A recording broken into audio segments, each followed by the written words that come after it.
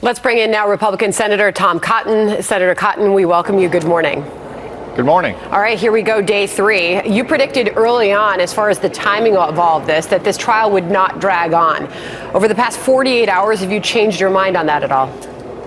Well, Sandra, I can tell you from a personal sense, it certainly seems to drag on late into the night as the House Democrats repeat themselves time and time again. If they had strong evidence, though, I think they'd simply present that evidence and let it speak for itself.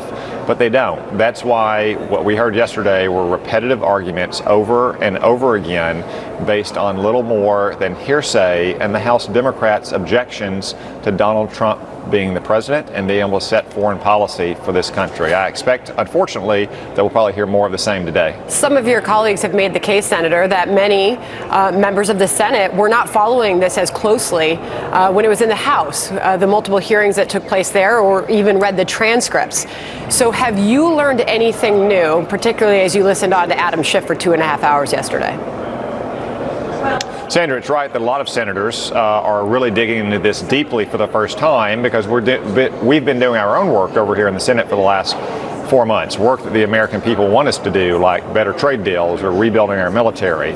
One thing I've seen as I've listened to these House Democrats for the last few days is just how flimsy the evidence is to support their case, based primarily on hearsay, and again, repeating themselves over and over again because they don't have the evidence that would just speak for itself.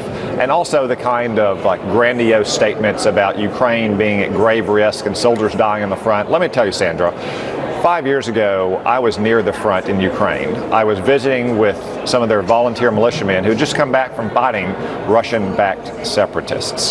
They pleaded that we send them Javelin anti-tank missiles. One of them said to me, "Mr. Senator, we don't need 100 Javelins, we just need one Javelin," because that's all it would take to send the message to those tank crews from Russia. Yet Barack Obama, for 3 years, sent them nothing but blankets and meals ready to eat.